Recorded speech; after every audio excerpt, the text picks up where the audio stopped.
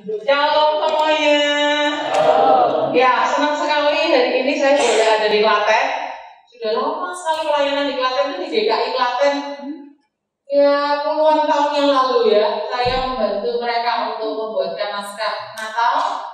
Jadi pakai kostum-kostum Natal gitu, bicara saya membuat naskahnya, terus saya datang ke sana untuk persiapan latihan-latihannya sampai tampil di DKI Klaten. Tapi puluhan tahun yang lalu ya, saya udah lupa udah kapan itu ya.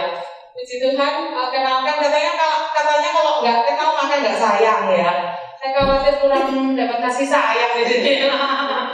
Nama saya Susan Grace Jasa Sumilat, saya sering dipanggil Grace Sumilat. Manado ya, bapak saya Manado asli, bapak saya kabar Injil di Tengger tapi udah meninggal dia tahun 2000. Terus saya suami cukup satu, anak saya 3. Yang satu udah kuliah di Surabaya, yang satu lagi masih kelas 5 naik kelas 6 SD, yang satu lagi sudah di surga ya. Meninggal waktu umur 4,5 bulan. Meninggal tahun 2011, jadi udah lama. Nah, hari ini saya datang atas undangan teman-teman di sini, Kak Ita, Kak Michael yang pernah ketemu di acara ya EEKID di Malang ya. Pernah ketemu acara EEKID di Malang. Sangat terberkati sekali dengan rekan-rekan di sini yang haus dan lapar akan Tuhan. Baik, hari ini kita akan masuk dalam beberapa sesi sekaligus. Sesi pertama ini adalah special calling. Lalu kita nanti akan makan siang. Setelah itu kita akan pesta creative teaching. Kalau special calling ini untuk ngaduk-ngaduk kita punya hati, tapi kalau nanti creative teaching akan mengaduk-aduk kita punya tangan supaya kita lebih kreatif lagi. Dan kita punya mind ya, cara berpikir kita supaya gimana caranya kita bisa kreatif. Baik, kita akan berdoa ya. Kami mengucap syukur Tuhan untuk hari ini, untuk kebaikan-Mu, untuk kasih setia-Mu. Kami membutuhkan Engkau, Tuhan. Taruh hati-Mu kepada hati kami. Taruh pribadi-Mu kepada kami sampai kami ini memahami hasrat-Mu yang terdalam untuk anak-anak. Oleh karena itu Tuhan, bakar semangat kami yang mungkin mulai memudar. Bakar, kembalikan visi yang mungkin mulai kabur. Bahkan yang kami yang belum pernah terjun di pelayanan ini, tanamkan sesuatu yang baru untuk kami memulai pelayanan ini bersama dengan Engkau. Oleh karena itu Tuhan, buka hati kami mengikuti acara ini bukan karena disuruh, bukan karena diabsen, tapi ada kerinduan untuk kami belajar. Taruh kelaparan dan kehausan akan Engkau itu lebih lagi, supaya sampai sore nanti kami pulang enggak menjadi sama dengan ketika kami datang. Tapi ada sesuatu yang Tuhan tambahkan, ada sesuatu yang Tuhan alirkan, ada sesuatu yang Tuhan nyalakan, ada sesuatu yang Tuhan bukakan inspirasi-inspirasi yang baru buat kami. Dalam nama Yesus kami berdoa, haleluya. Amin. Baik, saya minta izin lepas masker ya, karena kalau sampai nanti sore saya pakai masker sambil ngobrol ini ya lumayan juga ya, nafasnya tersengal-sengal. Baik, kita akan buka PowerPoint yang judulnya Precious Calling. Precious Calling itu adalah panggilan yang sangat berharga. Mungkin kalau kita dengar judulnya itu kita paling-paling Bu Grace mau ngomong lagi, anak-anak itu penting, generasi itu penting, generasi depan itu mereka itu adalah masa depan bangsa, gini-gini. Udah kenyang Bu Grace ngomong soal itu, kami udah hafal di luar kepala ya kan. Tapi hari ini saya harap ada sesuatu yang bisa kayak membawa kita, membakar kita lebih dalam lagi ya. Kita akan mempelajari yang pertama, sebelum ini ya. PowerPoint saya berupa video teman-teman. Jadi memang untuk operatornya ke beberapa detik sebelum ini ya. Jadi kita akan mempelajari itu play and pause ya. Jadi kursornya bisa ke sebelumnya tadi. Yang poin 1. Terus atau dari play aja. Ya, thank you. Ya, Precious Calling panggilan yang sangat berharga. Baik, di pause aja dulu, di pause. Di situ di tombol tengah kan ada play and pause ya, gambar segitiga itu ya. Oke. Jadi kita nanti akan mempelajari profesi Yesus sebagai Rabi, panggilan strategis, pengabdian besar, next. Lalu siapa orang-orang yang akan kita layani ketika kita menjawab panggilan yang sangat berharga ini. Lalu kita akan belajar dari Daud. Ternyata Daud itu juga seorang guru yang tanpa kita sadari selama ini kita tahunya Daud itu cuma pemusik, Daud itu raja, Daud itu gembala, tapi jarang yang paham Daud itu guru. Nanti kita akan pelajari lalu apa kurikulum Daud. Lalu kita akan belajar from Edward Kimball to Billy Graham. Next. Lalu yang ke-9, kesimpulan. Baik, next ya, kita akan belajar yang pertama, yaitu Yesus itu memulai profesi dalam hidupnya itu sebagai seorang tukang kayu. Kita bisa lihat ya, Markus 6. Kita buka Markus 6 ayat 3. Hanya ini adalah satu-satunya ayat yang mencantumkan bahwa Yesus itu tukang kayu. Bukankah ia ini tukang kayu, anak Maria, saudara Yakobus, Yoses, Yudas, dan Simon? Dan bukankah saudara-saudaranya yang perempuan ada bersama kita? Lalu mereka kecewa dan menolak dia. Siapa yang dikatakan mereka ini? Orang-orang Nazaret.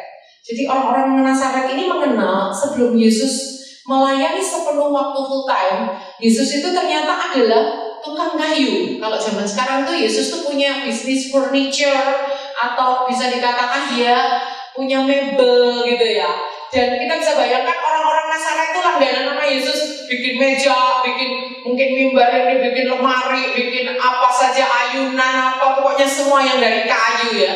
Mereka berlangganan nama Yesus. Jadi mereka tahu, loh, ini kan tukang kayu, kita kenal. Hanya satu-satunya ayat di Alkitab yang mencantumkan Yesus tukang kayu hanya di Markus 6 ayat 3 ini saja. Menurut penelitian para ahli, ketika Yesus berumur 12 tahun itulah terakhir kali pribadi Yusuf, papanya Yesus itu dicatat dalam Alkitab. Selebihnya setelah Yesus lewat umur 12 tahun, Yusuf gak pernah muncul. Selalunya yang muncul Maria terus ya, sampai Roh Kudus terbentuk Maria ya. Tapi Yusuf udah gak pernah disebut lagi. Nah, banyak para ahli yang memprediksikan atau mereka itu menafsirkan kemungkinan besar setelah umur 12 tahun tuh Yusuf meninggal. Setelah Yesus berumur 12 tahun, itu Yusuf meninggal. Oleh karena itu, Yesus harus meneruskan pekerjaan orang tuanya sebagai tukang kayu untuk apa? Menjadi tulang punggung keluarga. Itu memang gak dicatat di Alkitab. Tapi Alkitab jelas menulis Yesus itu tukang kayu. Nah, itu adalah satu kenyataan bahwa sampai Yesus berusia 30 tahun, Yesus pernah bekerja sebagai tukang kayu. Next, kita akan lihat berikutnya profesi awal Yesus sebagai tukang kayu. Tetapi 53 ayat mencatat dia sebagai rabi, dia sebagai guru. Kalau dipikir-pikir, mungkin Yesus dari umur 12 sampai umur 30 itu berapa tahun ya dia jadi tukang kayu itu ya. Tapi itu kemungkinan karena kita nggak tahu dia start jadi tukang kayu itu dari usia berapa. Tapi pelayanan Yesus yang hanya kira-kira 3 sampai 3,5 tahun sebagai seorang rabi, sebagai juru selamat, itu ayat yang mencatat Yesus sebagai rabi itu lebih banyak, yaitu 53 ayat. Ya, next kita akan lihat di sini. Ya, siapa saja yang mengakui bahwa Yesus itu adalah rabi. Untuk Yesus disebut sebagai rabi itu enggak kaleng-kaleng loh ya. Enggak kaleng-kaleng loh, itu enggak mudah. Karena apa? Untuk sebagai rabi itu Yesus harus menempuh satu jenjang pendidikan tertentu. Karena kalau di Israel itu sampai sekarang pun ada namanya saya lupa istilahnya. Jadi umur 12 tahun itu ada wisudanya, nanti ada lagi yang setara SMP, ada lagi yang setara SMA. Kemungkinan kalau Yesus itu disebut rabi pada zaman itu, mungkin dia itu S3 kalau zaman sekarang pendidikannya. Ya. Nah, siapa aja yang siapa saja yang menyebut dan mengakui kerabian Yesus? Yang pertama adalah Yesus itu sendiri. Di Yohanes 13 ayat 14. Kita nggak usah buka ayatnya. Jadi Yesus sendiri mengakui kalau aku adalah guru dan Tuhanmu. Ya, Yesus bilang gitu, berarti Yesus sendiri mengakui aku adalah rabi, guru. Tidak cuma Yesus yang mengatakan Yesus itu rabi, juga murid-muridnya. Ya wajar lah, namanya dia itu gurunya. Tidak cuma itu, tapi juga masyarakat luas. Kalau di makalah Anda ya nanti akan dibagi Kak Rita makalah Ada ya di makalah Anda sekarang ya? Itu ada ayat-ayatnya lengkap ya. Jadi Yesus diakui sebagai rabi oleh masyarakat luas, juga oleh pemerintah pada saat itu, juga oleh sesama kolega, sesama pembicara atau sesama pengajar. Zaman itu pengajar itu adalah Nikodemus. Nikodemus juga mengakui Yesus sebagai rabi. Siapa lagi? Ahli Taurat. Ahli Taurat juga mengakui Yesus sebagai rabi. Juga orang Farisi, juga orang Saduki, juga imam-imam kepala, sampai orang Herodian pun mengakui Yesus sebagai rabi. Jadi untuk Yesus sebagai tukang kayu cuma satu ayat yang mencatat, tapi untuk Yesus sebagai rabi yang diakui oleh berbagai kalangan itu ditulis dalam 53 ayat. Wih, perbandingannya luar biasa ya. 1:53 loh ya. Next, kita akan lihat. Ya, profesi guru adalah suatu profesi yang mulia. Karena ketika kita menjadi guru, kita seprofesi dengan Yesus. Banyak kalau guru sekolah minggu atau tutor PPA ditanya ya, pelayanannya apa? Saya cuma guru sekolah minggu Kak. Gitu ya. Pelayanan pekerjaannya apa? Saya cuma tutor PPA Kak. Kenapa? Anda nggak yakin, Anda nggak bangga dengan profesi Anda. Kalau saya bangga, saya yakin. Kenapa? Seprofesi dengan Yesus gitu loh. Bilang sama kanan kirinya, seprofesi dengan Yesus gitu loh. Seprofesi dengan Yesus gitu loh, bayangkan. Yesus itu gak dikenal bahkan sebagai presiden. Yesus gak dikenal bahkan sebagai semacam kayak yang gimana, profesi yang gimana gitu. Tapi profesi Yesus adalah rabi atau guru. Artinya Yesus sampai mau meninggalkan profesi dia sebagai tukang kayu untuk dia menjadi seorang rabi. 3,5 tahun lalu dia naik ke kayu salib. Dia memuridkan 12 orang. 12 orang ini satu gugur, tapi untung dia punya murid cadangan. Lalu akhirnya dengan Matias dan teman-temannya, dengan murid-murid yang lain, Yudas Iskariot sudah berbentuk diri.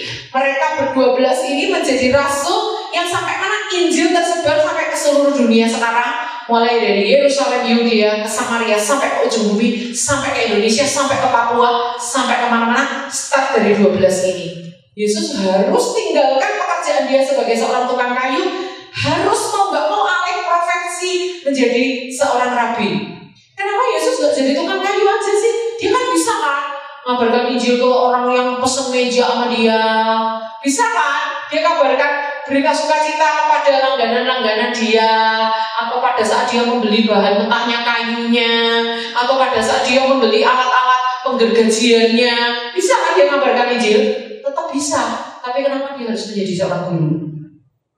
Karena memang harus begitu caranya. Guru itu adalah profesi yang sangat mulia.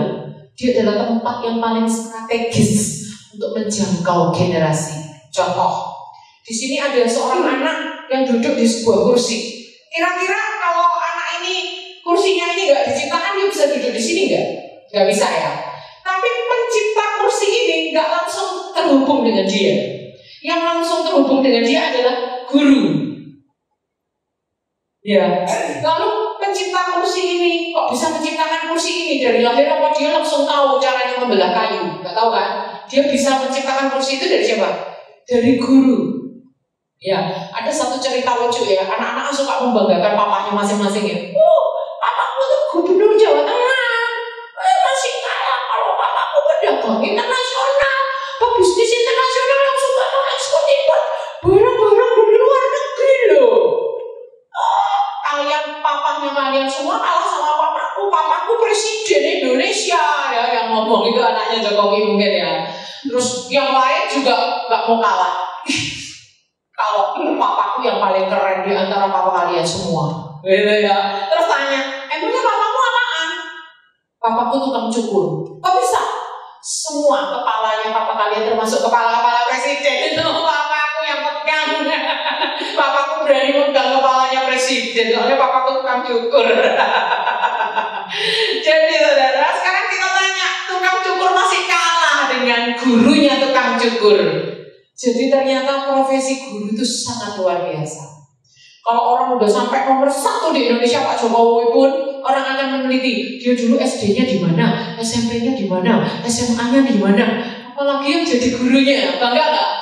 Bangga nih minta ampun, muridku tadi presiden Indonesia, bangga ya kan? Karena apa? Ikut mencetak seorang bernama Jokowi. Kira-kira seperti itu. Apa yang kita lakukan untuk dia waktu dia sekolah itu ternyata ikut tertanam, ikut menjadi kebijakan nasional, walaupun nggak secara langsung, tapi ini jadi nomor 1, orang nomor 1.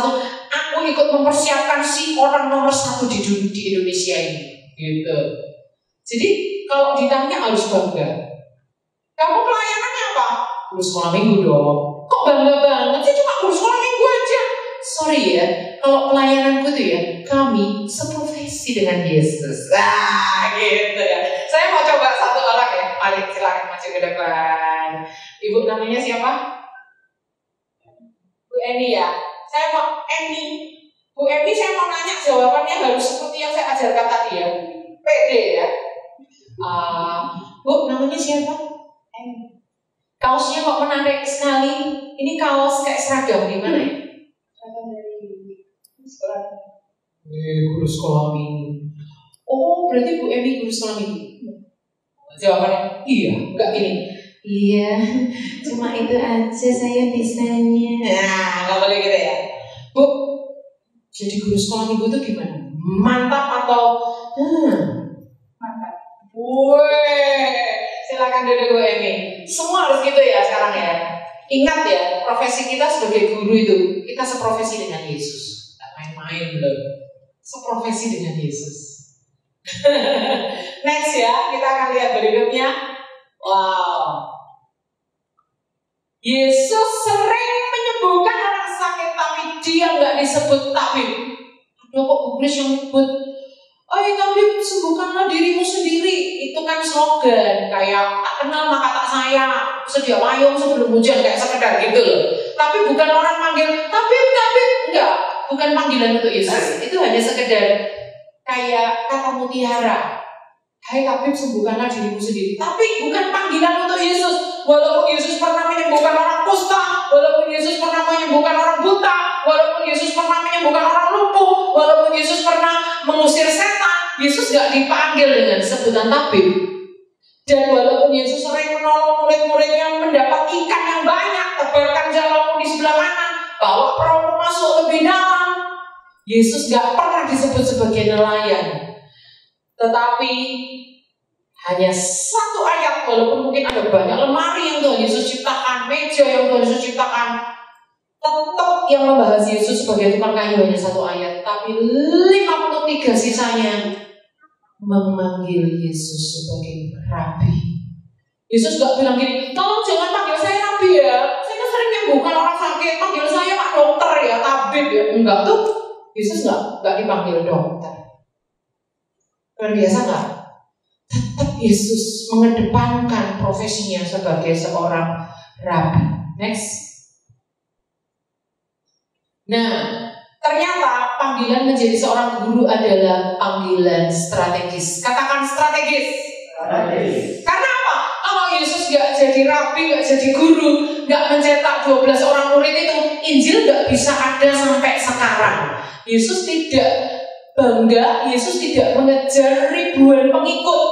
Tetapi selain mengajar ribuan pengikut kayak khotbah di atas bukit dan sebagainya, Yesus intens dengan yang 12 murid yang hanya 12 ini saja. Jadi kalau murid kita di sekolah minggu cuma 12, jangan minder. Yesus saja muridnya loh 12. Yang diajak masuk kalau menyembuhkan orang, membangkitkan orang mati cuma 3. Yesus punya murid 3 yang dipersiapkan menjadi pemimpin, yaitu Yohanes, Petrus, dan Yakobus. Artinya bahkan kalau murid Anda 2, 3 pun masalah. Yesus ngeladenin yang 3 orang ini, Yesus ngeladenin yang 12 orang ini, Yesus ngeladenin yang 70 murid ini, Yesus ngeladenin yang akhirnya di loteng Yerusalem itu. Berapa murid itu? 120 atau berapa lupa ya. Jadi profesi guru adalah profesi strategis. Kenapa? Kita ini ada di garis depan generasi. Generasi itu di tangan dua. Satu, family. Dua, guru. Dua ini saja. Kalau family ini kuat, keguruan di Indonesia ini kuat, saya yakin generasi kita tuh akan menjadi generasi yang luar biasa. Dan kalau kita punya generasi yang luar biasa, Indonesia akan cepat mengalami transformasi. Dan kalau Indonesia mengalami transformasi yang luar biasa, wow, dunia ini dijangkau lewat Indonesia. Kok bisa, Bu Grace? Coba Anda pelajari di Yesaya 42. Itu nanti dibaca di rumah. Itu Indonesia banget. Pokoknya kalau pengen tahu miniatur Indonesia ya ada semua di Yesaya 42. Salah satunya janjinya di Yesaya 42 untuk Indonesia adalah apa? Akan menjadi berkat bagi bangsa-bangsa. Siapa yang mempersiapkan bonus demografi Indonesia? Kita. Katakan kita. Bonus demografi adalah di tahun 2045 nanti Indonesia mencapai 100 tahun ya. 100 tahun Indonesia merdeka ya. Ya, 2045 nanti kita ada namanya bonus demografi itu kayak gini. Jumlah penduduk yang usianya itu usia produktif, yang masih bekerja masih kuat, itu jumlahnya itu banyak, 70% lebih dibandingkan yang tidak produktif. Sehingga nanti pada tahun itu kita nyari anak kecil itu sulit, nyari orang tua sulit, semua udah semua gitu. Persentase terbesar di mana-mana, mau di gereja, mau di RT, mau di RW, mau di kampus, mau di mana pun anak muda semua.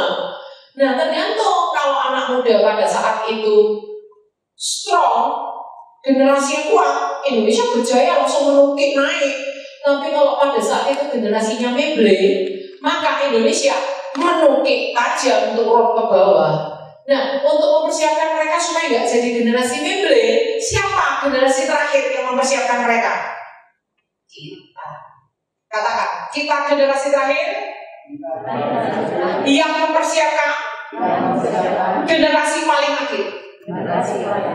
Kita lah generasi terakhir yang mempersiapkan generasi paling akhir. Kenapa generasi paling akhir? Karena transformasi Indonesia di tangan murid-murid kita sekarang. Yang 5, 10, 15, 20 tahun lagi Indonesia di tangan mereka. Kalau mereka narkoba, free sex, keguguran kandungan, terus kalau mereka itu kita berikan pornografi, bla bla bla. Aduh, apa yang terjadi dengan Indonesia nanti 20-30 tahun lagi? Makanya kita yang rebut mereka sekarang. Udah kesempatan terakhirnya cuma kita ini sekarang ini gitu. Dikatakan kita adalah profesi guru, memasuki profesi guru panggilan yang paling strategis karena langsung berada di garis depan generasi yang ada di hadirat Tuhan. Katakan, aku di garis depan. Aku di garis depan. Aku seorang guru. Aku seorang guru. Aku seprofesi dengan Yesus. Aku seprofesi dengan Yesus. Aku ada di garis paling strategis. Aku berhadapan langsung dengan generasi. Aku mencetak mereka menjadi generasi yang takut akan Tuhan, smart, leadershipnya kuat, berintegritas, skillful, terlatih, tidak malas, dan semua karakter positif. Wow, luar biasa ya. Next kita akan lihat berikutnya. Nah, siapapun kita itu dipanggil untuk jadi guru. Mungkin Anda berkata, lah Bu Grace, aku tuh loh pelatih fashion. Bu Grace, aku tuh loh buat tas. Bu Grace, aku tuh loh punya warung di rumah. Bu Grace, aku tuh loh poluan polisi wanita ya.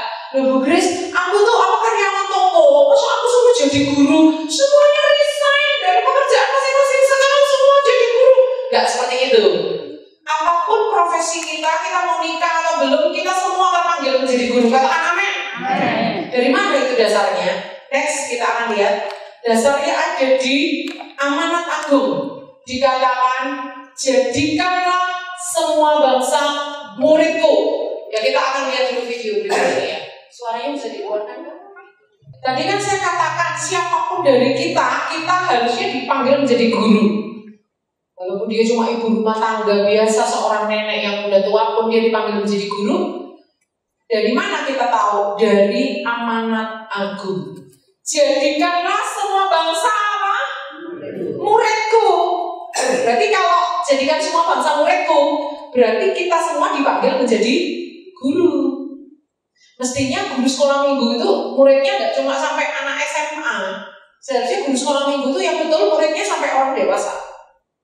Karena pemuritan itu memang harus di kelas-kelas dan bukan kelas-kelas yang gedung gini ya. Kita bisa berkelas di mana saja. Ajarlah mereka melakukan semua yang kuperintahkan kepadamu. Ajarlah itu apa? Dilakukan oleh seseorang apa? Pengajar. Pengajar itu siapa? Guru. Artinya kalau kita kembali ke amanat agung, nggak ada orang yang berkata, oh sorry ya, aku nggak terlalu perhatian ke pelayanan anak, soalnya kan aku nggak dipanggil jadi guru. Siapa bilang? Ya, ada satu denominasi gereja yang saya suka sekali. Mereka itu kalau ada acara anak-anak, itu semua terlibat. Mau kamu wanitanya, mau anak mudanya, mau remajanya, mau kakek neneknya, mau lansianya, semua ikut sibuk kalau ada pelayanan anak. Misalnya ada KKR anak, Natal anak atau apa. Karena apa? Anak-anak ini milik semuanya gitu. Jadi nggak ada terkotak-kotak komisi ini nggak ada. Kerennya gereja itu seperti itu. Saya senang banget. Jadi ayo kita sadar siapapun kita semuanya profesi apapun, kita punya profesi rangkap, yaitu profesi kita masing-masing plus panggilan kita sebagai guru. Tapi kalau kita guru ya udah, nah kita profesi rangkapnya adalah menjadi guru bagi anak-anak saya di rumah dan menjadi ayah dan ibu buat anak-anak rohani saya di komunitas. Saya ulangi ya, kita kalau guru sekolah minggu udah nikah, udah punya anak, kita juga punya profesi rangkap loh. Bagi anak-anak kandung kita gak cuma papa mama, kita jadi guru buat mereka. Tapi buat anak-anak rohani kita gak cuma jadi guru buat mereka, kita jadi papa mama buat mereka. Paham ya? Paham ya? Karena semua dari kita kejadian Pak Wahyu itu cuma ada dua macam keluarga. Keluarga inti dan keluarga rohani. Bagi keluarga inti kita berfungsi double juga sebagai guru buat mereka. Bagi keluarga rohani kita berfungsi double menjadi papa mama juga buat mereka. Next ya, kita akan lihat. Oke, siapa yang akan kita ajar? Yang kita ajar adalah salah satunya domba-domba kecil. Waktu Petrus menyangkal Yesus 3 kali, lalu Yesus memanggil dia 4 mata. Lalu Yesus berkata, hai Petrus, apakah engkau mengasihi aku? Waktu Petrus berkata, ya Tuhan, aku mengasihi engkau. Yesus memberi perintah, gembalakanlah domba-dombaku. Kata domba-dombaku yang pertama itu kan Yesus jawabnya 3 kali. Petrus juga jawabnya 3 kali kan. Waktu Yesus bilang gembalakanlah domba-dombaku itu Yesus gak pakai kata sheep, gak pakai gembalakanlah domba-domba dewasa, tapi Yesus pakai lamb. Gembalakanlah domba-domba kecil-kecil ini loh. Artinya Yesus menyuruh Petrus apa? Jadi guru sekolah minggu, gembalain anak-anak kecil. Saya percaya 3.000 orang yang dibaptis di hari Pentakosta, termasuk diantaranya anak kecil. Kenapa saya percaya kayak gitu? Alkitab memang gak nulis usia mereka. Karena waktu hari Pentakosta itu semua orang Yahudi berkumpul di suatu tempat. Semua orang Yahudi itu dari kota-kota mereka. Otomatis itu siapa yang berkumpul? Family. Pasti ada papa, ada mama, ada anak-anak. Di hari Pentakosta di mana Roh Kudus dicurahkan tuh family berkumpul. Maka 3.000 orang itu termasuk diantaranya, kalau ini prediksi saya ya, analisa saya ya, diantaranya adalah anak-anak juga. Kenapa? Makanya waktu Yesus belum naik ke surga, dia perintahkan Petrus, gembalakanlah anak-anak domba ini loh. Lamb. Yesus gak langsung berkata sheep, enggak. Lamb, artinya domba-domba yang yang cilik-cilik ini loh Petrus. Ya, karena apa? Dicatat dalam pelayanan Yesus itu, Yesus marah itu hanya beberapa kali. Salah satunya Yesus marah besar itu waktu murid-muridnya menghalangi anak-anak kecil datang pada Yesus. Jadi Yesus tuh kayak ngajari murid-muridnya, hei, anak-anak kecil ini pemilik kerajaan surga, mereka ini penting bagi aku. Jangan halang-halangi mereka dengan alasan Yesus masih sibuk lah, Yesus masih capek lah, Yesus masih istirahat lah. Jangan minta tanda tangan sama Yesus sekarang, minta foto-foto segala Yesus selebriti jadi harus dilindungi. Hei, aku nggak seperti itu. Bawa anak-anak datang kepadaku. Makanya Yesus ngomong sama Petrus, gembalakanlah domba-domba. Gak main-main loh melayan anak itu. Diperingatkan Yesus kepada Petrus untuk ingat ya, kalau kamu memang mengasihi aku, nomor 1 layanan anak itu penting. Luar biasa ya. Next, kita lihat berikutnya. Emang gak ada cara lain kah Bu Grace? Kenapa Yesus kok harus alih profesi menjadi guru? Tidak adakah cara lain selain menjalankan fungsi sebagai guru atau pengajar? Itulah yang dilakukan Yesus. Yesus sampai alih profesi dari tukang kayu untuk apa? Mencetak 12 murid dengan cara mengajar. Ketika 12 murid ini berhasil dicetak oleh Yesus, maka mengubahkan sebuah bangsa, bahkan mengubahkan dunia. Kamu namanya siapa? Alex umur berapa? Kamu pernah terpikir nggak hidupmu yang semudah ini bisa mengubahkan dunia? Belum pernah terpikir ya? Mengubahkan Klaten aja. Belum. Mengubahkan sekolahmu. Ya, pernah berpikir seperti itu. Tapi kalau mengubahkan sebuah dunia kayaknya terlalu jauh ya, terlalu lebay gitu ya, terlalu muluk-muluk, betul? Ya. Tapi sebenarnya kamu bisa melakukan itu kalau kamu jadi guru sekolah minggu. Gimana caranya? Ya muridmu sekarang ini kamu ajarin yang baik. Sometimes siapa tahu di antara mereka akan jadi presiden. Oh, presiden kita sekarang kan asalnya dari Solo, kota tetangga kita. Siapa tahu yang tahu kesekian nanti presidennya salah satu murid PPA kita juga nggak tahu kan? Wow, mengubahkan seluruh bangsa. Next, nggak ada cara lain. Satu-satunya cara Yesus harus tinggalkan dunia perkayuan, masuk dalam dunia pengajaran. Nah, sekarang kita belajar dari Daud. Katakan, kita mau belajar dari Daud. Daud itu seorang pemimpin, seorang leader. Bagaimana cara Daud itu menjalankan kepemimpinannya dengan menjadi guru? Emang ada tuh ayatnya Bu Grace? Ada. Yuk, next. Kita akan buka satu ayat yang sangat keren banget.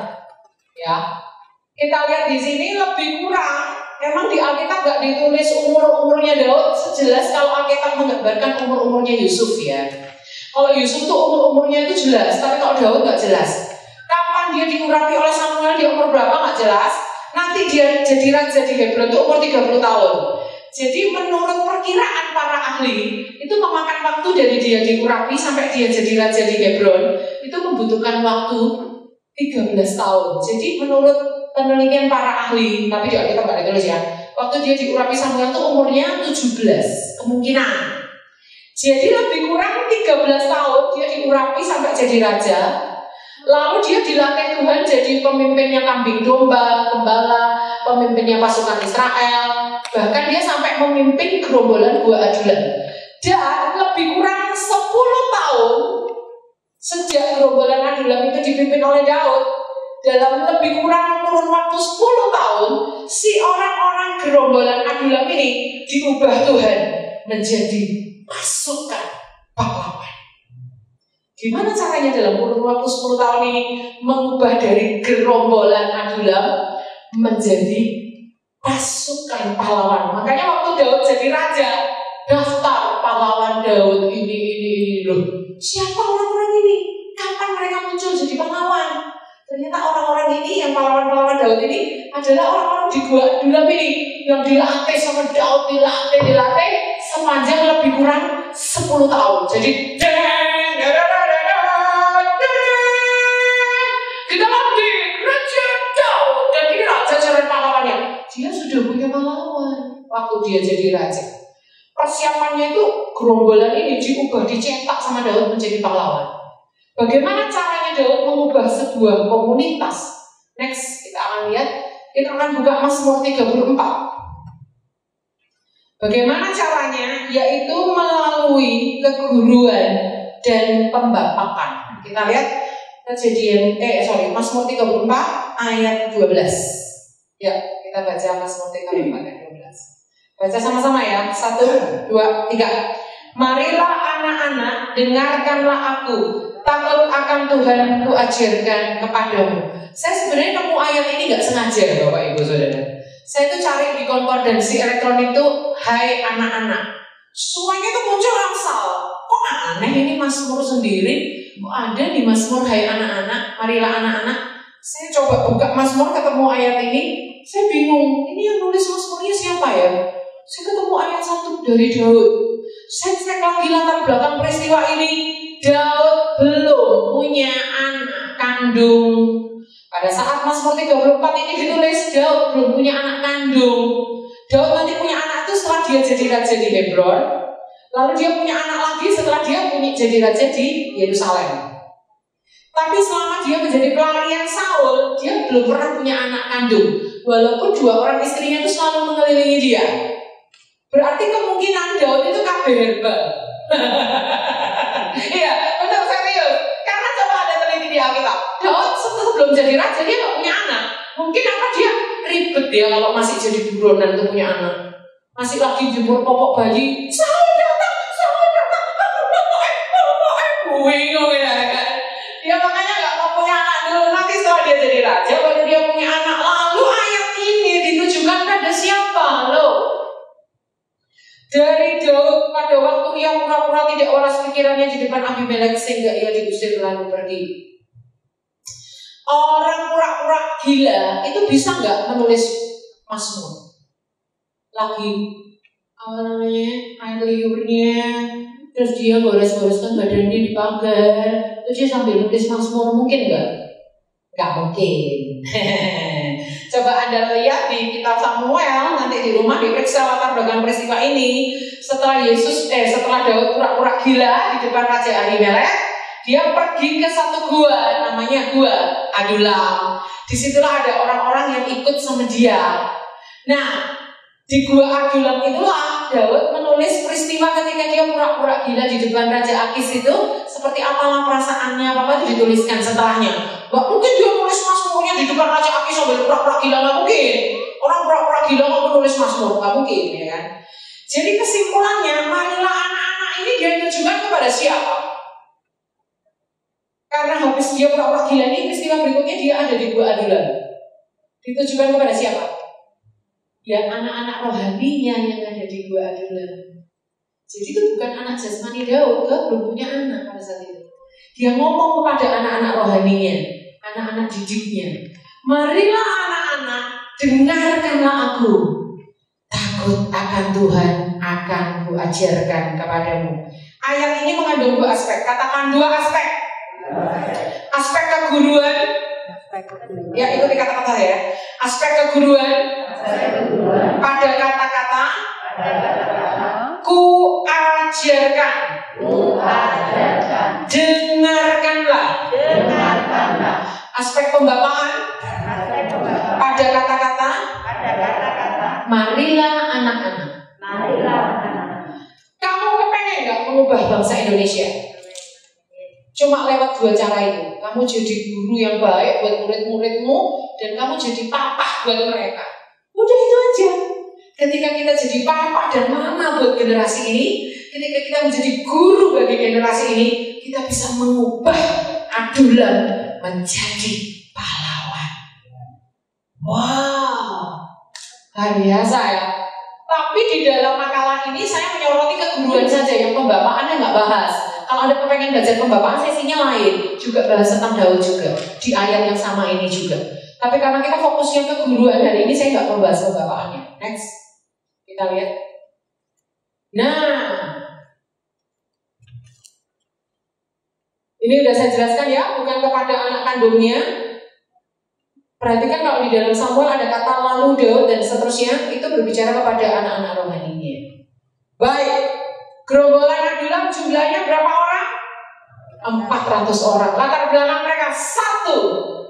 Orang-orang dalam kesukaran. Kesukarannya apa ya? Mungkin mereka ada yang sakit kanker, mungkin ada yang baru kena bencana alam. Alkitab nggak menulis ya, kesukaran itu kan bisa macam-macam ya. Baru aja bangkrut atau apa ya. Terus orang-orang yang dikejar itu piutang, artinya apa? Utangnya bejibun, ya kan? Dikejar-kejar debt kolektor, ya kan? Balikin utangmu, mereka lari ke Daud, ya kan? orang-orang yang sakit hati, barisan orang-orang kepahitan, orang-orang nggak bisa mengampuni, orang-orang yang pengen balas dendam, orang-orang yang dendam kesumat, orang-orang yang nggak bisa berdamai. Pokoknya yang barisan orang kayak gitu-gitulah. Orang-orang luka batin, trauma gitu ya. Itu yang ikut sama Daud 400, bayangkan. Ya, next kita lihat berikutnya. Nah, kita lihat. Daud bisa menangkap visi Tuhan atas 400 orang ini. Dia mikir 400 orang ikut sama gue, gak ada satupun yang beres. Yang kesukaran lah, dikejar utang lah, kepahitan lah, akar pahit, gak bisa mengampuni lah. Apa yang harus aku lakukan untuk 400 orang ini Tuhan? Mungkin dia kayak gitu ya. Kita diikuti satu anak nakal aja kita udah mau menyerah jadi guru ya kan. Ini 400 orang nakal semua ya kan. Bayangin itu si Daud pusingnya kayak apa dia. Terus dia Oke.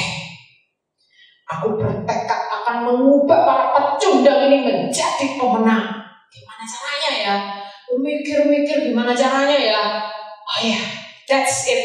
Aku akan ajarin mereka. Berarti aku akan jadi pak guru buat mereka. Terus aku akan jadikan mereka anak-anakku sendiri. Tak perlakukan kayak anakku sendiri. Aku jadi papa buat mereka. Makanya muncul ayat ini. Marilah anak-anak, dengarkanlah aku. Takut akan Tuhan, akan kuajarkan kepadamu. Caranya menjadi ayah dan menjadi guru bagi mereka. Next. Kita akan lihat Daud menemukan ya satu cara. Ya, seperti ini caranya tadi. Nah, kurikulumnya apa? Kita akan lihat Mazmur 34 inilah kurikulum Daud. Mazmur 34 yang kita baca ini tadi dari ayat 1 sampai ayat terakhir itu adalah kurikulum adulam. Untuk Daud mengubah gerombolan adulam ini menjadi pasukan pahlawan. Kurikulumnya sudah saya deskripsikan secara cepat aja. Daud tuh ngajak murid-muridnya satu, takut akan Tuhan. Itu nomor 1.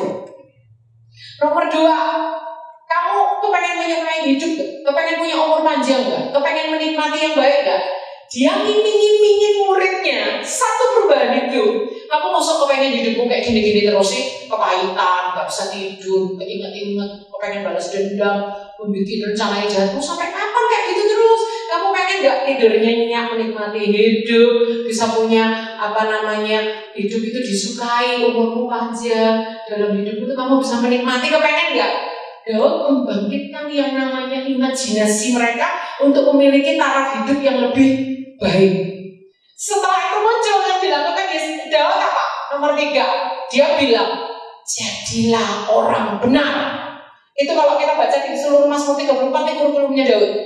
Dia ajak murid-muridnya untuk jadi orang benar. Jadi orang benar itu seperti apa sih? Jagalah lidahmu, jauhilah yang jahat, carilah perdamaian, usahakan perdamaian. Soalnya kan mereka tuh barisan orang-orang yang suka bertengkar, kepahitan dan sebagainya kan. Jadi dia ngajarin mereka. Yang keempat, jadi orang benar itu upahnya apa? 1, diperhatikan, didengar, dibela Tuhan. Yang berikutnya orang benar itu akan mengalami apa? Diselamatkan, dilepaskan, dilindungi, dibebaskan, diluputkan. Coba Anda baca seluruh Mazmur 34 ini untuk baca atau Anda besok. Nah inilah kurikulum Daud. Daud tuh ngiming-ngimingin anak buahnya, kamu pengen hidupmu itu menyenangkan enggak? Iya Pak, iya Pak Guru. Mungkin murid-muridnya itu manggilnya Papa bisa jadi ya. Iya Pak, pengen Pak. Bisa jadi mereka lebih tua dari Daud juga tuh ya, dimuridkan sama dia. Ya udah, kalau kamu menikmati hidup, kamu harus jadi takut akan Tuhan ya. Siapa? Jadi orang benar, gak boleh memfitnah, mulutmu tuh dijaga mulutmu tuh. Iya Pak.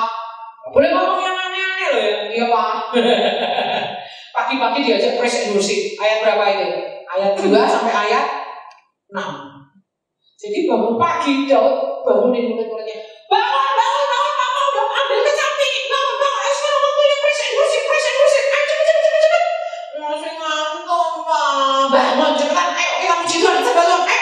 Cuci muka dulu biar gak ngantuk. Wah, gerombolan adulah. Haleluya. Sekarang gitar ya. Oh dia kecapi dulu. Makanya jangan heran. Panglima Daud itu sangat musikal. Sehingga kalau menunjuk para penyanyi, Daud itu jurinya siapa yang diajak untuk menilai orang ini fales apa enggak? Panglima.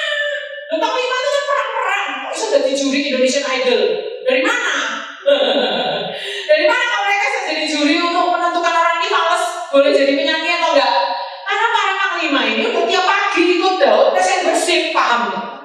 Di mana mereka lakukan itu? Ya sejak di Gua Adulam itu. Dari mana Bu Grace tahu? Mazmur 34 ini di awal-awal, pujilah Tuhan, ayo memuji Tuhan, jiwamu bermegah bla bla bla, muliakan Tuhan bersama-sama dengan aku. Itu kan ngajar. Kurikulum Daud, kalau Anda kepengen PPA Anda maju, jadikan Mazmur 34 ini kurikulum Anda. Kalau pengen sekolah minggu Anda maju, jadikan as dari Mazmur 34 ini kurikulum Anda. Kurang Bu Grace kalau untuk kurun waktu 12 tahun cari di Alkitab semua Mazmur yang tulisannya nyanyian, pengajaran Daud, pakai itu semua jadi kurikulum Anda. As kurikulum. Kenapa?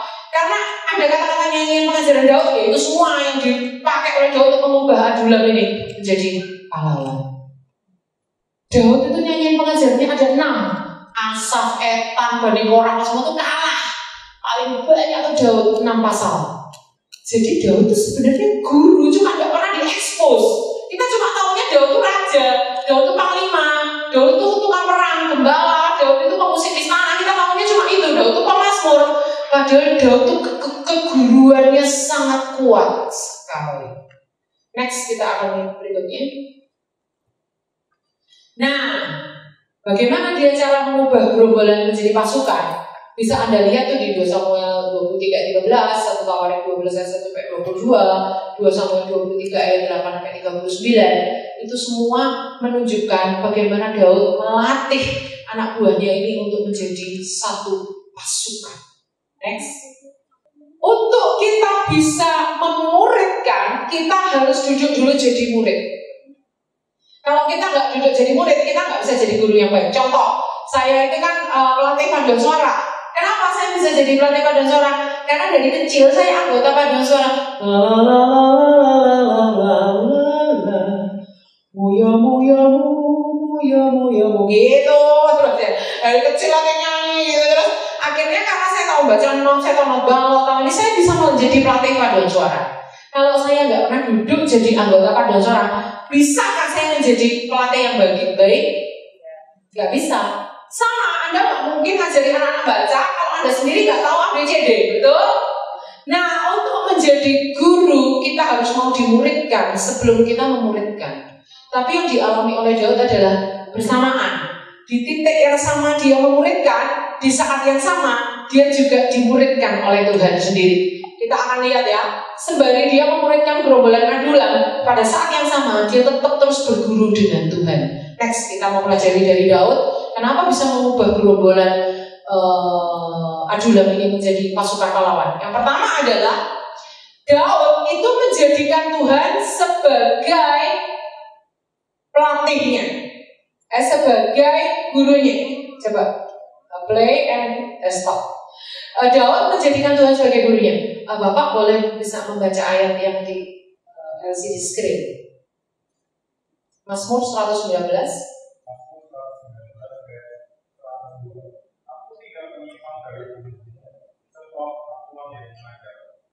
Sebab engkaulah yang mengajar aku. Terima kasih Bapak. Jadi waktu Daud berkata engkau yang mengajar aku, Daud sendiri lagi berguru sama Tuhan kan? Iya. Jadi kalau Anda nggak pernah saat teduh, Anda nggak pernah doa, jangan harap Anda bisa mencetak Adulam ini menjadi pahlawan. Tidak bisa. Karena apa?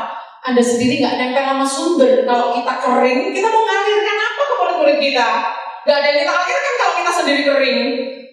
Next, kita lihat selain Daud itu berguru sama Tuhan, berikutnya dia juga menjadikan Tuhan itu sebagai pelatihnya. Anda tahu pelatih itu tugasnya apa?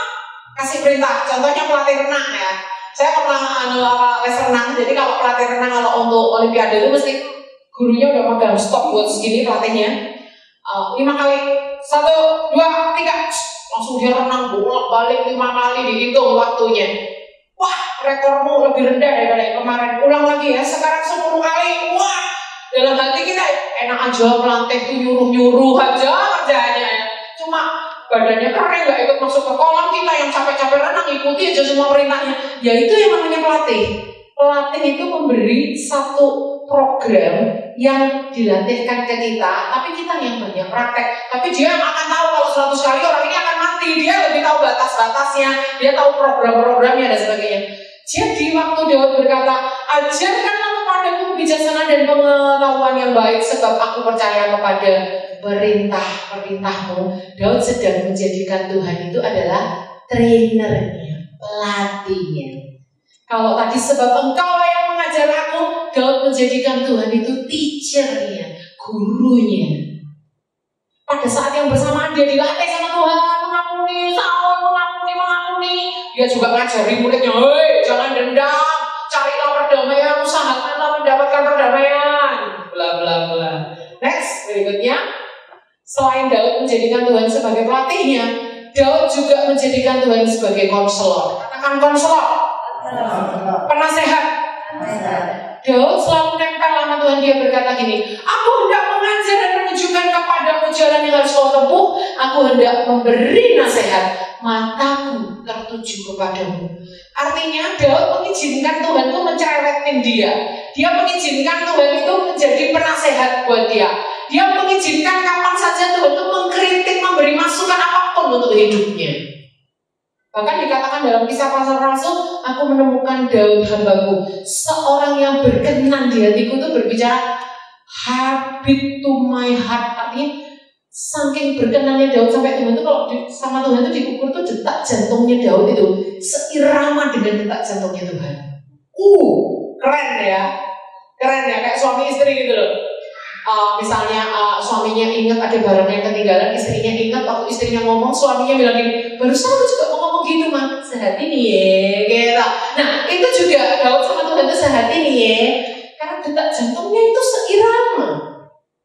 Daud itu bisa tahu isi hatinya Tuhan, tahu maunya Tuhan. Karena apa? Dia menjadikan Tuhan konselor dalam hidupnya.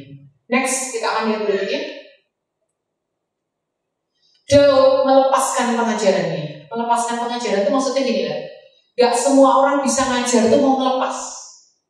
Contoh, saya pernah pergi ke mall, ketemu sama ibu-ibu, anaknya 3, anak pertamanya cantik, anak keduanya cantik, anak ketiganya digendong. Terus aku bilang gini, bu anaknya yang bayi ini umur berapa?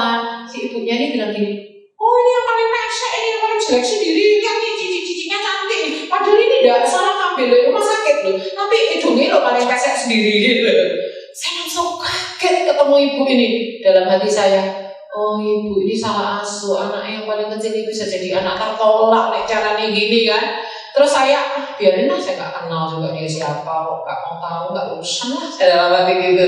Tiba-tiba saya kayak didorong Roh Kudus, kasih tahu dia, walaupun kamu gak kenal, kasih tahu. Ya udah, saya berhenti sebentar. Waktu itu ketemu di KFC, saya bilang gini, bu, boleh bu saya kasih saran? Oh iya, dia agak kaget karena orang baru kenal ya. Bu, ibu jangan diterus-teruskan seperti ini. Nanti anak ibu yang ketiga ini akan merasa kayak tertolak gitu loh bu. Karena ibu membanding-bandingkan dengan kakaknya yang cantik, dia kok pesek dan sebagainya. Ibu lihat dalam tubuhnya dia pasti ada sesuatu yang menarik bu. Mungkin bukan di sisi hidupnya, tapi di yang lain. Jadi apalagi ibu muji-muji di depan kakaknya, di depan umum. Kalau anaknya ibu yang ini dikritik-kritik gitu, kasian loh bu. Oh iya bu, lain kali gak saya ulangi lagi. Dalam hati saya, aduh, saya ini termasuk lancang mungkin ya. Tapi yang namanya melepaskan pengajaran itu kayak gitu. Kadang-kadang pengajaran itu gak selalu enak loh. Pengajaran kita belum tentu diterima. Pengajaran kita belum tentu dimengerti. Apa yang capek-capek kita siapkan belum tentu dihargai. Betul? Betul ya? Tapi Daud itu mau melepaskan pengajarannya. Emangnya ngajarin orang-orang Madura ini enak? Ayo 400 orang harus kasih makan tiap hari. Belum pelajarannya, belum ngajarin memanah, ngajarin menombak, ngajarin mereka berperang, belum ngajak mereka praise and worship, belum nanti ada yang membangkang, belum nanti ada yang membantah, gini. Gak mudah loh ya. Tapi Tuhan mau kita seperti Daud, melepaskan pengajaran. Katakan melepaskan pengajaran. Melepaskan pengajaran. Walaupun resikonya banyak, tetap harus kita lakukan. Next. next, ada yang ikut bilang next gitu ya. Karena anak-anak itu apa? Peniru ulung ya. Berikutnya kita lihat pada saat Daud menghadapi suatu praktek kehidupan, Daud itu memberi contoh kepada anak buahnya, tidak cuma teori. Suatu saat Saul itu datang, mohon maaf, lagi bubuk ya di gua ya, lagi buang hajat gitu ya. Anak buahnya datang, itu Raja Saul lagi bubuk di situ. Ini kesempatan yang baik diberikan Tuhan. Cepetan. Bubuknya masih lama, cepetan. Mungkin anak buahnya udah bilang gitu ya, pakai sebut-sebut nama Tuhan lagi. Ini kesempatan baik loh yang Tuhan berikan. Gitu. Daud ngambil pisau.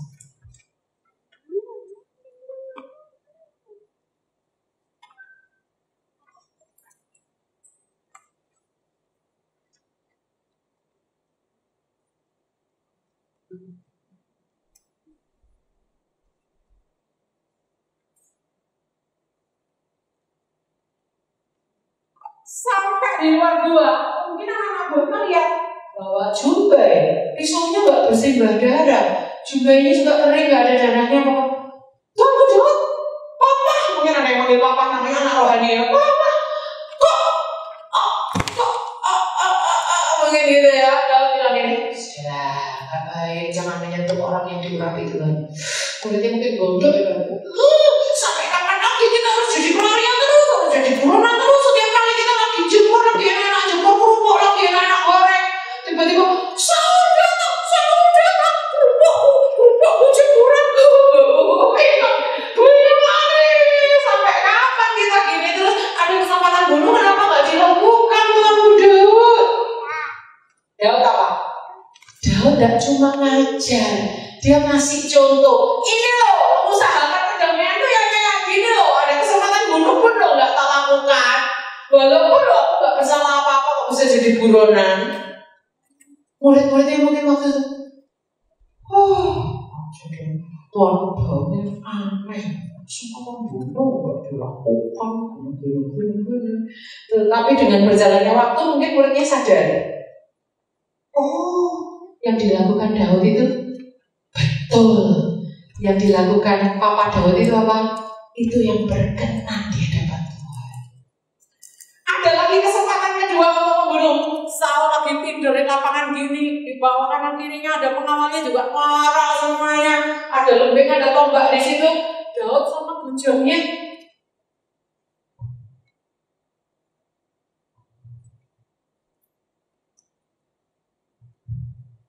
dia ambil tombaknya, dia ambil kendinya, pergi lagi. Sebenarnya kalau mau tinggal jelek langsung mati tuh Saul lagi tidur enak-enak orang kok.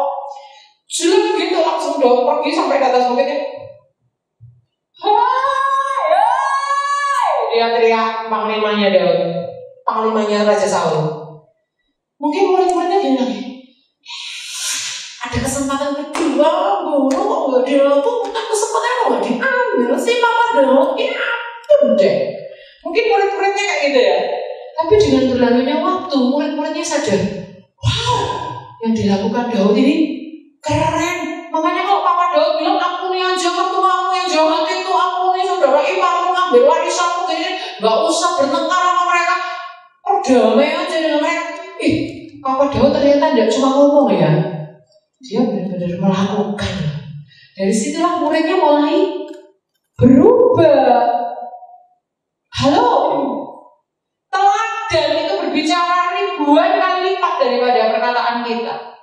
Tapi saya mau tegaskan di sini, teladan saja tidak cukup. Harus ditularkan secara sengaja melalui hubungan, melalui pengajaran. Papa saya memberi teladan yang luar biasa, tapi sama anaknya nggak pernah ngobrol. Emangnya teladan dia bisa nyampe ke saya hanya dengan cara saya melihat? Harus diajarkan dengan sengaja. Kita lihat berikutnya, dia tiba-tiba dihadang oleh perempuan. Padahal pedangnya dari sering kayak gini, sering gitu. Kenapa? Mau bunuh Nabal. Seluruh Nabal dan laki-laki di rumah Nabal mau dibunuh. Kenapa? Nabal itu kurang ajar, paling gak tahu terima kasih, omongannya kasar. bunuh aja. Oke, kita berangkat. Udah nyandang pedang semua. Ada istrinya Nabal menyusul ya. Tuanku Daud gini nasehatin. Murid-muridnya mungkin gini, Papa kok dinasehati orang perempuan? Nggak mungkin. Biar aja perempuan itu minggir, kita akan pedang, kita akan sebentar lagi bersimbah darah. Ya. Ternyata setelah ngomong-ngomong sama Abigail, Daud bilang gini, sarungkan senjata. Semuanya, kita nggak jadi perang lewat Nabal.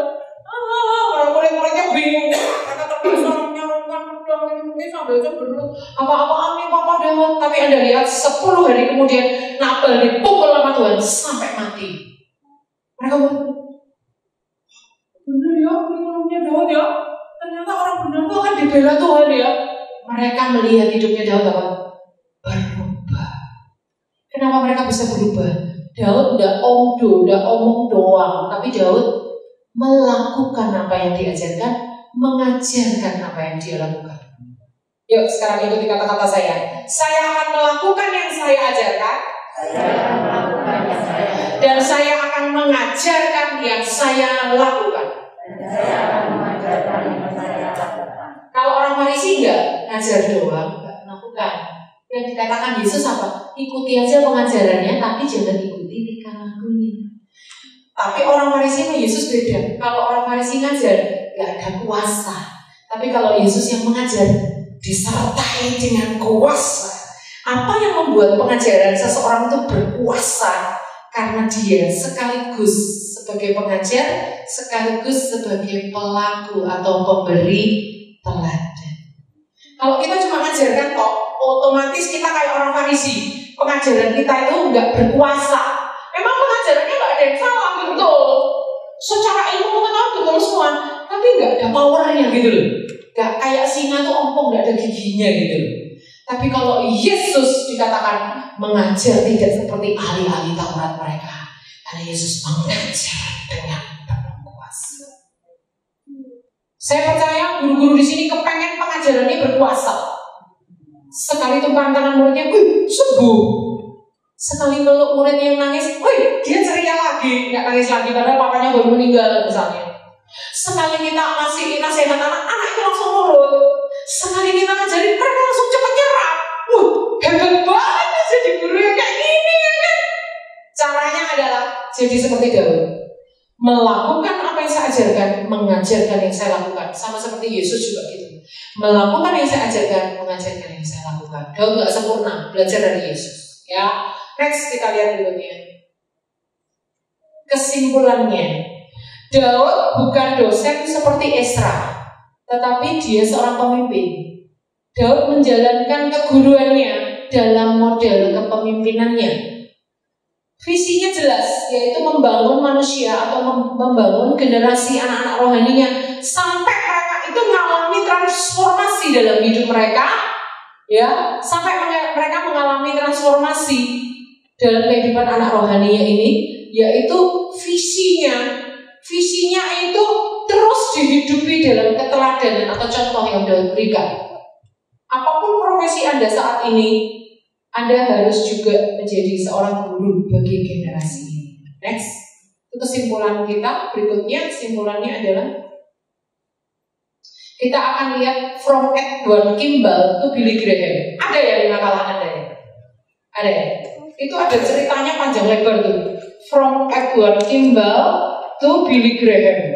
Wah, saya nggak bacakan ceritanya ya, tapi kita akan lihat gambarnya berikut ini. Next, nanti ceritanya Anda baca di makalah Anda.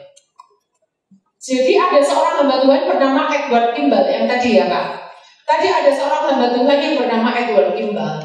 Lewat pelayanannya, dia memenangkan seorang bernama yaitu Dwell L. Moody. Ya, L. Moody ini kalau nggak salah dia seorang penyemir sepatu tadinya, tapi jadi hamba Tuhan. L. Moody ini lewat pelayanan yang memenangkan F.B. Meyer. F.B. Meyer lewat pelayanan yang memenangkan Chapman. Chapman ini melalui pelayanannya memenangkan Billy Sunday. Billy Sunday melalui pelayanannya memenangkan Mordecai Ham. Mordecai Ham ini memenangkan Billy Graham. Billy Graham pelayanannya di abad ini mencapai ribuan jiwa yang percaya kepada Yesus. Billy Graham ini tidak bisa menjadi Billy Graham sekarang kalau nggak ada guru lagi di atasnya. Anda bisa bayangkan itu? Bisa bayangkan luar biasanya? Wow. Saya pernah pelayanan di Jakarta. Rekan guru sekolah, jadi seorang guru sekolah minggu punya rekan. Rekannya ini cucu muridnya. Bayangkan tuh. Jadi dia punya muridnya itu nikah punya anak. Anaknya muridnya itu jadi muridnya dia. Sekarang si cucu muridnya ini jadi guru sekolah minggu, menjadi rekannya dia. Wow. Terus si anak muridnya ini juga guru. Jadi di situ 3 generasi. Dia guru seniornya mamanya sang anaknya ini jadi guru sekolah minggu semua. Jadi lucu. Jadi kalau rapat guru itu manggil nenek guru, mama guru, karena mereka semua terlibat di sekolah minggu. Luar biasa, ya kan? Next kita akan lihat.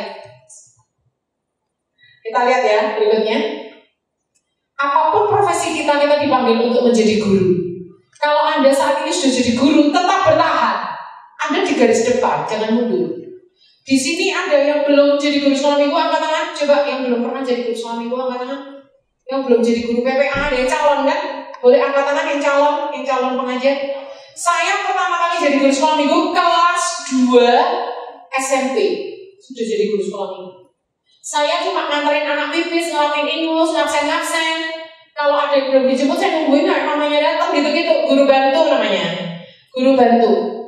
Kelas 2 SMP saya sudah jadi guru sekolah minggu. Saya sudah lupa kapan pertama kali saya jadi guru cerita itu, saya nggak ingat kapan pertama kali saya jadi guru cerita, saya nggak ingat. Tapi yang jelas saya kan jadi guru sekolah minggu itu sejak kelas 2 SMP. Nah, suatu saat ketika saya pindah kota dari Magelang ke Madiun, di Madiun kan saya nggak ada yang kenal.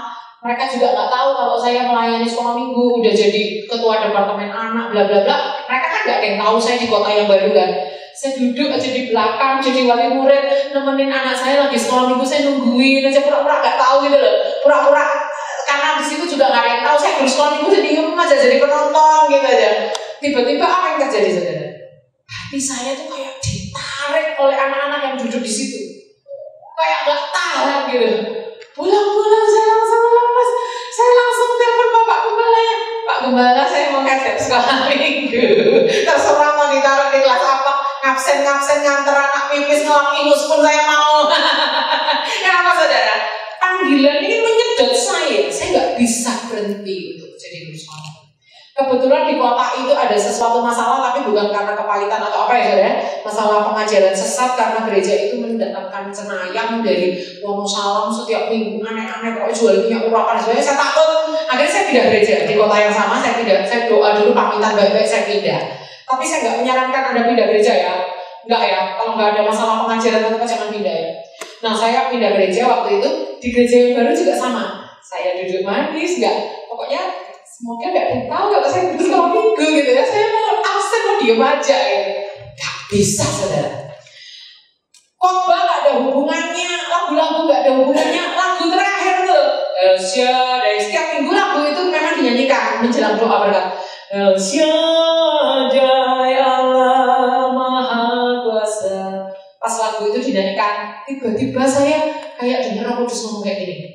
Katanya mau jadi guru sekolah minggu sampai tua. Mana buktinya? Karena Tuhan tahu saya di rumah jadi jemaat. Semoga gak tahu saya guru sekolah minggu. Langsung pulang saya telepon Ibu Gembala. Di menit yang sama Ibu Gembala itu juga mau telepon saya, tapi itu duluan saya. Ya ampun Bu Grace, baru semenit yang lalu saya juga mau telepon Ibu. Gimana? Bu, saya mau jadi guru sekolah minggu. Saya ngepel-ngepel, nyapu-nyapu juga mau, terserah gitu. Iya, saya telepon Bu Grace itu juga mau bilang Ibu harus ngajar. Wah, rasa nol. Gak bisa keluar dari panggilan. Sampai perjalanan saya ke sini Tuhan bawa ke seluruh Indonesia, hampir semua Indonesia udah saya kelilingi, hampir semua ya saudara. Itu juga panggilan tuh gak bisa. Suatu saat saya banyak melayani anak-anak, tapi kalau guru sekolah minggu seperti Anda ini masih jarang pada saat itu. Tiba-tiba saya lihat guru-guru SD itu pada nyanyi dan Natalan, nyanyi tampil guru-guru gitu, pada suara guru gitu. Saya tiba-tiba nangis lihat guru-guru nyanyi dan nangis. Sejak itu Tuhan kasih beban untuk guru. Terus saya lagi pelayanan di Kalimantan, lihat PPA kayak Anda ini, tapi yang usia muda remaja, murid-muridnya itu pelayanan di sebuah gereja tampil. 2 grup tuan rumah sama grup tamu. Saya nangis lagi lihat anak remaja pemuda nyanyi dan nangis. Sejak itu Tuhan bawa lagi perluasan area kepelayanan pemuda remaja. Gak bisa saudara kita menghindar dari panggilan atas generasi. Yang mau calon guru tolong berdiri, saya mau berdoa buat Anda sekarang. Yang calon guru silakan berdiri. Gak apa-apa, gak usah malu. Yang calon guru boleh berdiri. Yang belum terjun di pelayanan anak, yuk berdiri. Saya mau berdoa buat saudara. Ayo berdiri. Siapa lagi yang di belakang berdiri ya? Atau lagi? 5.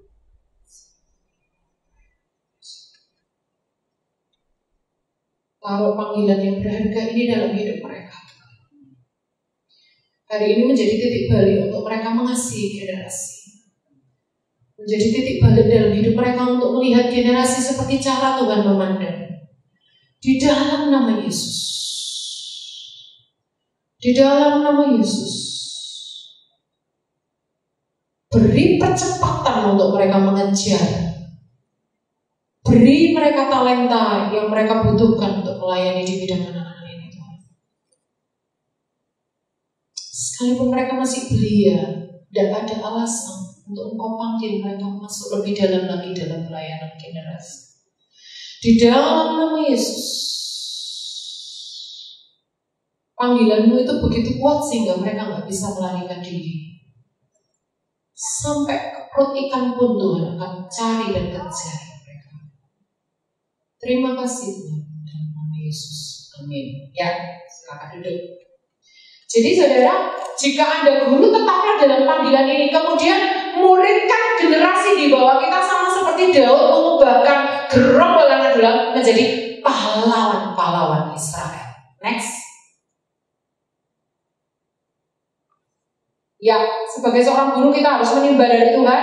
Jadikan Tuhan sebagai guru kita, lepaskan pengajaran, kasih teladan. Sebagai seorang pemimpin, jangan cuma pimpin aja, tapi harus menjadi ayah dan ibu rohani bagi orang-orang yang kita pimpin. Sama seperti Bapak Gembala kemarin bicara sama saya, semua orang-orang pekerja di sini tuh sudah seperti anak saya sendiri, Bu Grace. Dalam hati saya, oh keren, menjalankan keayahan itu penting sekali. Next ya. Sebagai orang tua harus menjadi guru bagi anak-anak kita di rumah. Jadi kalau kita bukan guru PPA, bukan guru sekolah minggu, orang tua murid biasa, kita tetap menjadi guru juga buat anak-anak kita. Next. Jangan sampai kita menjadi tubuh Kristus yang melakukan pengabaian besar. Kita akan lihat video berikut ini ya. Video yang kedua ya Kak.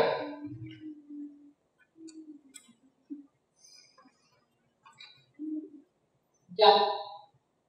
Oh, langsung terputar sini videonya. Ya, video yang kedua kita akan saksikan bagaimana terlibat dalam jendela 414. Ini sudah lewat sudah 2020 kemarin. Dan saya Becky. Kami berdua adalah pemimpin di gereja sebelumnya. Hati saya terbeban bagi para pendeta, sementara hati Becky selalu terbeban bagi anak. Becky, bagaimana jika kamu menceritakan kisahmu? Beberapa tahun silam, saya merasa Allah meminta saya untuk berkata ya terhadap apapun yang akan Dia tunjukkan terkait pelayanan anak. Ternyata saya kemudian mendapatkan sebuah undangan untuk mengikuti konferensi Gerakan Jendela 414 di Singapura pada bulan September 2011. Saya merasa terdorong untuk itu. Namun karena beranggapan Gerakan Jendela 414 hanya berbicara tentang pelayanan anak-anak, sebagai kepala sidang saya tidak terpikir untuk ikut serta. Saya hadir hanya karena ingin menunjukkan dukungan kepada Becky. Dan saya senang melihat Becky di sana bisa berinteraksi dengan orang-orang yang memiliki hasrat pelayanan yang sama. Becky, orang-orang ini cinta anak-anak seperti dirimu, dan saya senang kalian bisa saling bertemu. Namun sebelum konferensi itu berakhir, saya mendengar suara Roh Kudus, dan tiba-tiba saja saya tidak bisa berhenti meneteskan air mata. Saya merasakan kerinduan Tuhan bagi generasi muda, dan seperti mendengar Dia berkata, Rick, aku mau kamu memberikan sisa hidupmu untuk visi ini. Peristiwa itu begitu membekas sehingga saya dan Becky kini menjalani sebuah babak baru dalam mempersembahkan hidup kami bagi generasi yang akan datang. Saya juga mendengar bisikan lain dari Tuhan yang berkata, Rick, aku mau kamu membawa serta jemaatmu juga. Pelayanan ini bukan semata-mata untukmu dan Becky, tetapi untuk segenap jemaat yang kau layani. Jika gereja tidak ambil bagian di dalamnya, pelayanan ini tidak bisa berdampak di Amerika Utara. Soal pelayanan anak, Becky jagoannya. Sementara saya tidak tahu harus berbuat apa, sebagaimana kebanyakan pendeta. Saya hanya melakukan tugas pendeta seperti memperhatikan anak-anak, remaja, para pemuda, serta memimpin jemaat. Namun saya sadar, masih banyak lagi yang bisa dilakukan. Tuhan membuka mata saya untuk memobilisasi para pendeta agar memperhatikan kelompok usia 4-14 di gereja masing-masing. Karena ini kegerakan dari Tuhan sendiri. Saya percaya bahwa saat ini Allah sedang mencurahkan rohnya kepada anak-anak di seluruh dunia, dan Dia memberi kita semua kesempatan untuk mengambil bagian dalam kegerakannya ini. Saya mau berkata ya untuk kesempatan istimewa ini, dan saya juga ingin mendorong lebih banyak anak-anak untuk berkata ya. Percaya bahwa Allah sungguh-sungguh dapat memakai anak-anak untuk membuat perbedaan di dunia. Kami percaya bahwa ini adalah kegerakan dari Allah, dan kita harus ambil bagian di dalamnya. Saya sungguh berdoa supaya kita semua tidak mengabaikannya. Anak-anak kita sedang dalam bahaya. Mereka sedang terluka dan harus menghadapi banyak masalah yang belum pernah dihadapi generasi sebelumnya. Kita perlu menjangkau dan menolong mereka, meletakkan dasar yang teguh dalam pertumbuhan mereka. Saya ingin melihat anak-anak yang mengubah dunia, dan saya bersedia memberikan hidup saya untuk itu. Saya bersedia memberikan hidup saya. Saya minta pemain musik boleh. Saudara, saya mau bagikan satu lagu yang Tuhan taruh untuk memanggil saya masuk ke pelayanan anak. Lagu itu adalah Tuhan inilah hidupku. Main dikit ya. Nah, saudara, saya itu sarjana musik gereja, lulusan UGRIN, jurusan conducting, minornya vokal, mayornya conducting. Tiba-tiba begitu saya nikah, saya ketemu suami saya, dibawa Tuhan pelayanan di gereja GPDI yang sangat di desa sekali, 11 kilo dari kota. Jemaatnya nggak nyampe 100 jiwa, murid sekolah minggunya nggak nyampe 10 orang, paduan suara ibu-ibunya nggak lebih dari 10 orang. Saya sarjana musik, tapi sama mertua saya ditaruh di pelayanan anak. Saya merasa seperti kesarjana musikin saya itu seperti kayak dikunci, digembok di dalam laci. Saya marah sama Tuhan, saya bilang, Tuhan, capek-capek jadi sarjana, ujung-ujungnya cuma jadi guru sekolah minggu gini aja, untuk apa Tuhan? Kayak gitu. Kalau cuma jadi guru sekolah minggu gini, toh aja aku gak usah kuliah, SMA langsung jadi pelayan hambamu guru sekolah minggu Tuhan. 8 tahun saya digodok sama Tuhan di tempat itu, di gereja kecil itu, di jemaat kecil itu, saya digodok habis-habisan sama Tuhan untuk mengerti pentingnya pelayanan anak. Saya dipanggil lebih dalam masuk ke pelayanan anak. 8 tahun saya seperti anak panah disimpan di tabung penyimpanan anak panah. 2010 sama Tuhan saya dilesatkan. Seminar di seluruh Pulau Jawa, kota-kota besar saja untuk menyelamatkan anak-anak dari hipnotis yang matanya ditutup tahun 2010. Katanya bisa jenius, keseimbangan otak kiri, otak kanan itu kan bohong semua. Itu saya membawa kebongkaran pseudoscience-nya mereka di kota-kota besar di Pulau Jawa sepanjang tahun 2010. Dari situ lalu Tuhan bawa, kalau anak-anak gak jenius dengan cara dihipnotis harus pakai cara Alkitab, terus gimana? Akhirnya lahir ratusan materi untuk jenius cara Alkitab pelayanan saya saat ini. Saya dirikan sekarang sekolah keluarga bina bagi online school untuk membina keluarga-keluarga di Indonesia. Pertama kali, bukan 2 SMP ya, saya 2 SMP udah jadi guru sekolah minggu, tapi untuk menjadi guru sekolah minggu secara benar-benar hidup saya kerahkan ke sana, itu lewat lagu ini. Di tahun 98 saya menikah, itu kira-kira di tahun itu Tuhan taruh hati saya untuk melayani anak-anak. Di gereja kecil loh saudara, ada yang tahu loh. Saya dimarahin orang banyak, teman-teman saya, mama angkat saya semua marah. Kamu ngapain? Udah di desa kecil jadi guru sekolah minggu, sarjana musikmu gak dipakai, gini. Mending kamu ke Surabaya, mending kamu ke Jakarta, gajimu bisa sekian, dapat fasilitas ini. Gitu loh saudara. Tapi saya mau berkata iya pada panggilan Tuhan. Jadi pembicara anak itu gak enak loh saudara. Kadang-kadang disepelein, gak dihargai, kadang-kadang di nomor 2-in karena dipandang sebelah mata karena cuma bicara anak-anak apa sih gitu ya saudara. Sering saya saudara kayak gitu. Tapi saya mau bilang pada Tuhan, aku mau berkata iya pada panggilanmu. Karena aku melayani Tuhan di bidang anak-anak ini adalah suatu posisi yang sangat strategis untuk generasi ini. Panggilan yang sangat mulia dan berharga. Mungkin saudara ada yang mulai jenuh, waduh gara-gara pandemi ini loh Bu Grace gak mau enak mau tenan ya Bu Grace. Iya saya tahu. Murid-muridku bandel-bandel Bu Grace. Iya saya tahu. Aku kadang kehabisan ide Bu Grace mau diapain lagi kelasku ini Bu Grace. Iya saya tahu. Bu Grace aku udah jenuh, aku udah 20 tahun jadi pembimbing PPA Tuhan. Bu Grace aku udah 20 tahun udah enak. Aku masih kalau mau hari PPA aku masih PPA lagi. Ajar sekolah minggu lagi. Mau mengundurkan diri takut dimarahi bapak sama ibu gembala Bu Grace gitu ya. Mungkin ada banyak di antara kita yang seperti itu ngalamin seperti itu. Rasanya aku mau mundur Bu Grace karena pelayanan lain sepertinya lebih menjanjikan, lebih kayak dipandang mata gitu loh. Kalau pelayanan anak-anak gak ada yang tahu, wis banyak berkorban tuh karton dewe, gunting dewe, gawe game dewe. Bu Grace kayaknya kok gak ada yang menghargai, kayaknya kok gak ada hasil, gak kelihatan muridku langsung jadi jenius gitu kok enggak Bu Grace. Halo pelayanan anak, Anda baru bisa tuai nanti 10-15 tahun lagi itu waktunya lama kayak orang nanam pohon. Lama itu panennya, gak langsung terlihat nyata saat ini hasilnya. Tapi percayalah, firman Tuhan yang kita taburkan itu gak sia-sia. Teladan yang kita contohkan itu gak menguap begitu saja. Doa-doa kita buat mereka itu gak ada yang gak nyampe di surga. Setiap nama-nama yang kita doakan, setiap anak-anak yang kita sentuh, yang kita belai, berdampak mengubah hidup mereka. Sampai di surga nanti Tuhan mau bilang, sabaslah, hai hambaku yang baik dan setia. Kau telah setia dalam perkara kecil. Aku akan memberikan kepadamu kepercayaan dalam perkara yang besar. Perkara kecil tuh apa sih? Gunting karton, nyiapin alat raga, nganterin anak pipis, ngelapin ingus, nelponin mamanya nanya ujiannya bisa apa enggak, ngelatih ngembangin bakat mereka, ngasih kesempatan mereka tampil walaupun salah-salah ngisin ke guru nih, ya tetap dikasih kesempatan, nyiapin hadiah ulang tahun, kunjungi, kadang juga kita harus waktu kunjungan itu ada banyak pengorbanan, uang bensin lah, waktu lah dan sebagainya.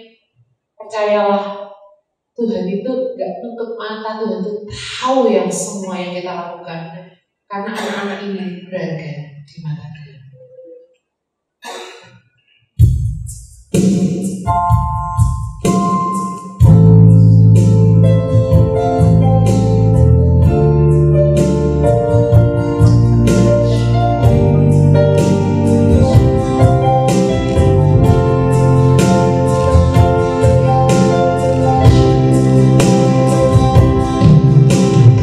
Tuhan inilah hidup.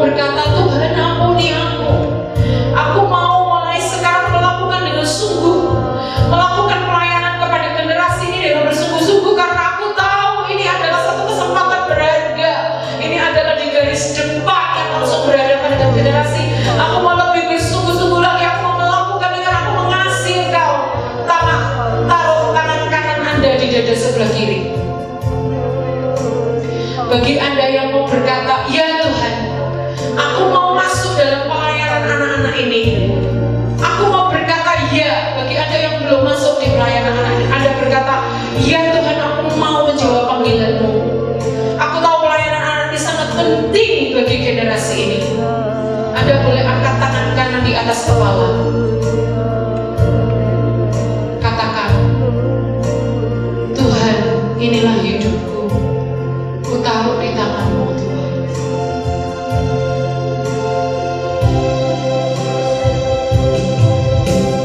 Tuhan, inilah hidupku.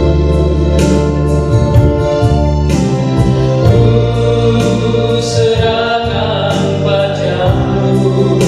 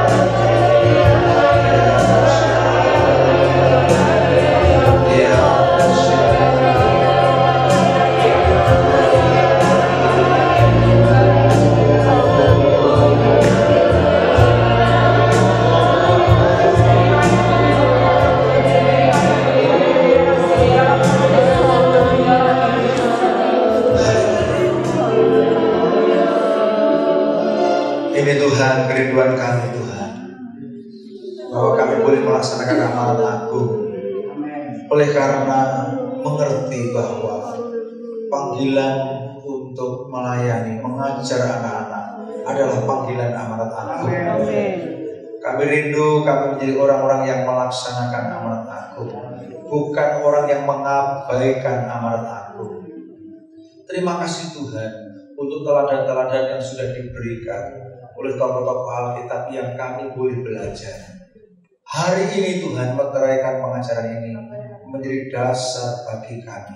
Taruh kami Tuhan roh yang rela untuk kami melakukan bukan karena pekerjaan, bukan karena diminta, bukan karena jadwal, tapi oleh karena hati-Mu itu Kau taruh dalam hati kami.